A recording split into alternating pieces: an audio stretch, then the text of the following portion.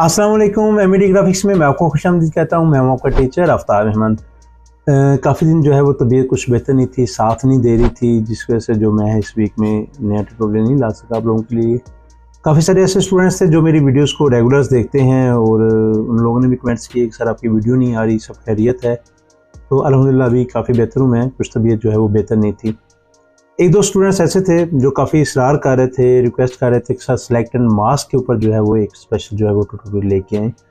तो I think Altaf हयात है जिन्होंने कमेंट्स किया कि सर सिलेक्ट एंड मास्क के ऊपर जो है वो एक ट्यूटोरियल लेके आएँ। तो आज की क्लास जो है वो सिलेक्ट एंड मास्क के ऊपर है। तो बहुत आसान तरीक़ेकार है, स्पेशली जो है एडोब फोटोशॉप 22 और 23 के जो वर्जन है उसके अंदर जो है वो सिलेक्शन को बहुत आसान कर दिया गया है, बहुत आसान कर दिया गया है। तो टाइम ज़ाया किए बिना चलते हैं क्लास की तरफ। जिन लोगों ने अभी तक मेरा चैनल सब्सक्राइब नहीं किया प्लीज़ सब्सक्राइब मेरा चैनल और बेल आइकन को ज़रूर प्रेस कर दें। लाइक और कमेंट्स करना प्लीज़ ना भूलिएगा। तो चलते हैं क्लास की तरफ। तो सिलेक्ट एंड मास्क को यूज़ करने के दो तरीके हैं, दोनों मैं आपको बताऊंगा। आपने बड़े गौर से देखना है, जो मैं बता रहा हूँ आपने बड़े गौर से सुनना है। तो मेरे पास ये एक ऑब्जेक्ट है, तो अभी मैं इसको सिलेक्ट एंड मास्क के दोनों तरीक़ों से आपको यूज़ करना बताऊँगा कि कैसे सिलेक्ट एंड मास्क को जो है वो यूज़ करते हैं। आप किसी भी सिलेक्शन टूल के ऊपर आएंगे, आपके पास सिलेक्ट एंड मास्क जो है वो शो हो जाता है। वैसे आपके पास यहाँ पे शो नहीं होता। इसको दो तरीके हैं। आप यहाँ तो सबसे पहले अपने इमेज को ऑब्जेक्ट को सिलेक्ट कर लें। आप किसी भी तरीके से ऑब्जेक्ट को अपने सिलेक्ट कर सकते हैं। अगर आपके पास एडोब फोटोशॉप 2022 और 23 है तो आप ऑटो जो है वो इमेज को सिलेक्ट कर सकते हैं। जैसे कि ये देखें, मैंने जस्ट एक बॉक्स लगाया, मेरा जो ऑब्जेक्ट है वो सिलेक्ट हो गया हुआ है। मैं यहाँ पे सिलेक्ट करके भी सिलेक्ट एंड मास्क के अंदर जा सकता हूँ और बगैर सेलेक्ट किए भी उसके अंदर जा सकता हूँ। पहले मैं सेलेक्ट के साथ जाकर आपको सारा तरीका बताता हूँ, फिर मैं डायरेक्ट जो है वो सिलेक्ट एंड मास्क के अंदर जाकर आपको यूज़ करना तरीका सारा बताऊँगा। अभी मैं इसको यहाँ पे कंट्रोल डी कर देता हूँ। सबसे पहले यहाँ पे एक मैं नई बैकग्राउंड ऐड कर लेता हूँ येलो कलर की। वो इसलिए कि जब हम इसको बैकग्राउंड को मूव करें तो हमारे पास नीचे येलो जो है वो बैकग्राउंड वो शो हो। सबसे पहले मैं तरीका नंबर 1 आपको बताता हूँ कि मैं अपने इमेज को सबसे पहले सेलेक्ट करूँगा यहाँ पे।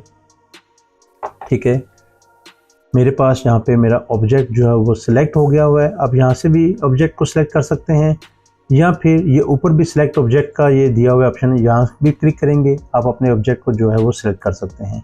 या फिर सिलेक्ट के अंदर जाकर यहाँ से भी जो है वो आप अपने सब्जेक्ट को जो है वो सिलेक्ट कर सकते हैं। काफ़ी सारे तरीक़ेकार हैं, आप किसी भी तरीके से जो है वो सब्जेक्ट को सिलेक्ट कर लें। आपने सबसे पहले उस ऑब्जेक्ट को जो है वो सिलेक्ट करना है और देन सिलेक्ट एंड मास्क के अंदर चले जाएँ।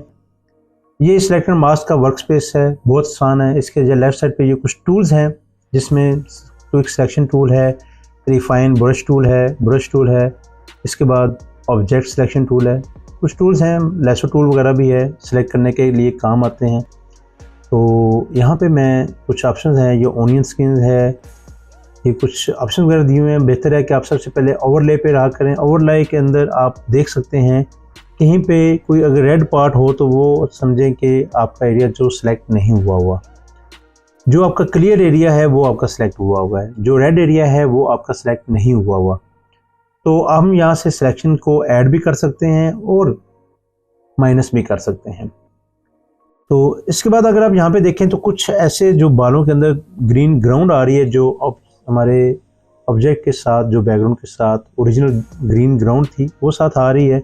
हम यहाँ पे सेकंड टूल है डिफाइन एज ब्रश टूल, इसकी मदद से इस जो है पार्ट को हम जो है वो रिमूव कर लेंगे। जितना भी ग्रीन एरिया है जो बैकग्राउंड का आ रहा था हम उसको जो है वो यहाँ से रिमूव कर देंगे। आप जस्ट हल्का हल्का ब्रश को स्प्रे करें तो वो बैकग्राउंड जो है वो रिमूव हो जाएगी।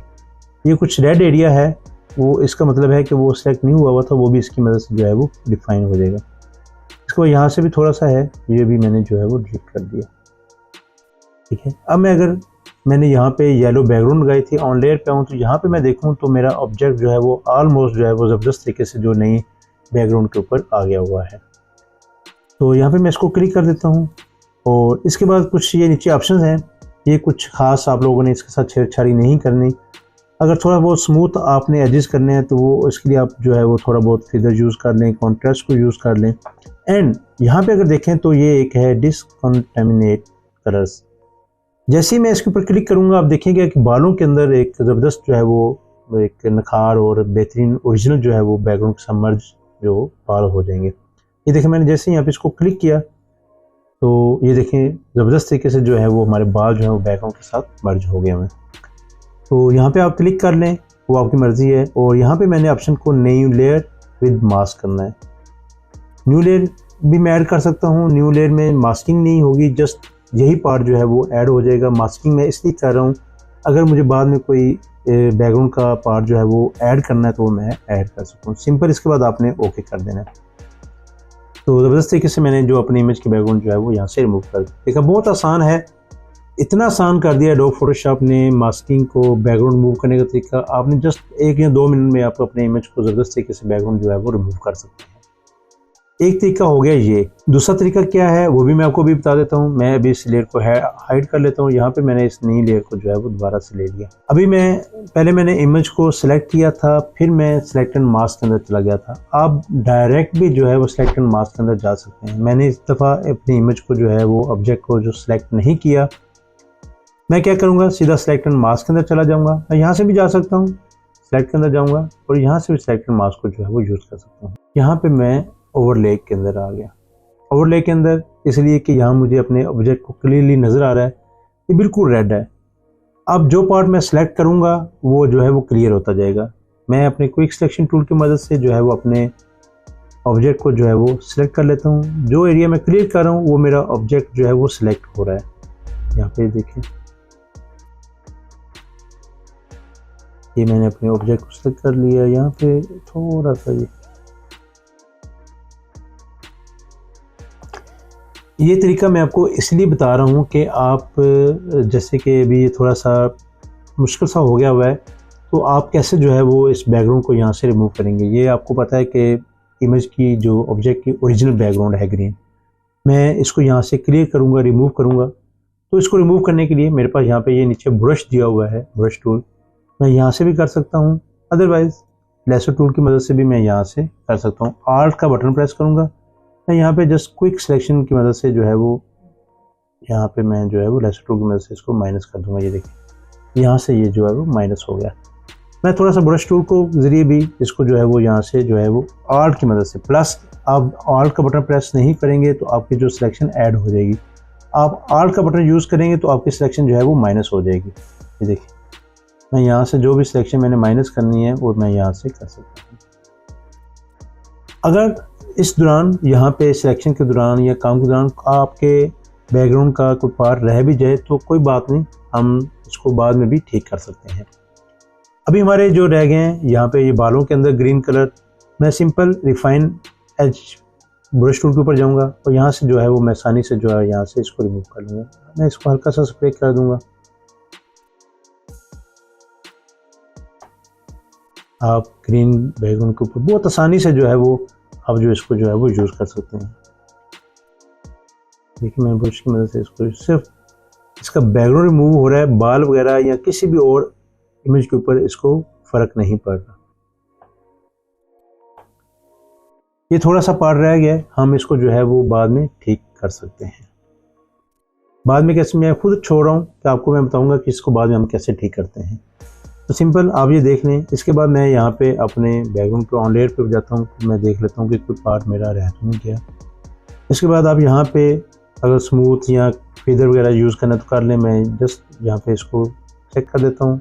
बाल ज़बरदस्त मेरे जो है वो बैठ गए बैकग्राउंड के साथ और मैं न्यू लेयर विद मास्क कर देता हूँ। और इसके बाद मैं सिंपल यहाँ पे ओके कर दूँगा। ओके करने के बाद आप ये देखें कि मेरे पास ये कुछ थोड़ा सा बैकग्राउंड का इमेज जो है वो पार्ट जो है वो रह गया। मैंने खुद छोड़ा था, जैसे कि मैंने आपको बताया। अगर इस तरह से कोई इमेज का पार्ट बैकग्राउंड का आपके ऑब्जेक्ट के साथ रह जाए, आपने कुछ भी नहीं करना, जस्ट मास्क के ऊपर यहाँ पे क्लिक करना है। आप अपने मास्क के ऊपर क्लिक करेंगे और यहाँ पे ब्रश टूल को यूज़ करेंगे। ब्रश को सिलेक्ट करूँगा, मेक श्योर कि आपका जो है फोरग्राउंड ब्लैक होना चाहिए और मैं यहाँ पे इसको जो है वो हल्का स्प्रे कर दूँगा और ये यहाँ से ख़त्म हो जाएगा। ये देखिए,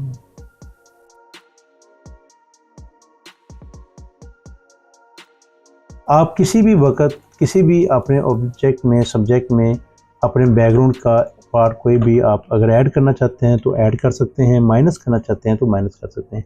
अगर फोरग्राउंड आप वाइट करेंगे, आप अपने इमेज का कोई सा भी पार्ट जो है वो ऐड करना चाहें तो आप कर सकते हैं। इसी तरह अगर आप फोरग्राउंड ब्लैक करेंगे तो आप अपने ब्रश की मदद से आप उसको रिमूव भी कर सकते हैं। इस तरह से जो है वो रिमूव कर सकते हैं।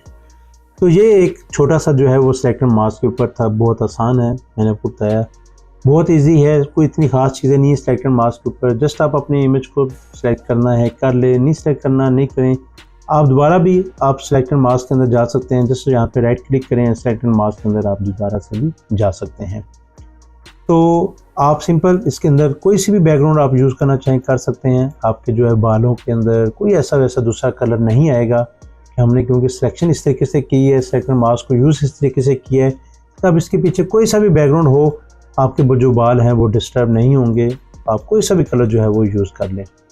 तो ये बहुत ही ज़बरदस्त और आसान जो तरीका है फ़ोटोशॉप ने किया है सिलेक्टर मास्क का, इतना मुश्किल भी नहीं है। उम्मीद करता हूँ आपको मेरी ये छोटी सी वीडियो पसंद आई होगी। इस वीडियो से रिलेटेड अगर आप लोगों के ज़हन में कोई भी सवाल आ रहा है तो आप नीचे कमेंट्स कर सकते हैं। वैसे भी लाइक और कमेंट प्लीज़ लाजमी कर दिया करें। तो इंशाल्लाह मिलेंगे नेक्स्ट क्लास के अंदर, तब तक के लिए इजाज़त दीजिए। अल्लाह हाफ़िज़।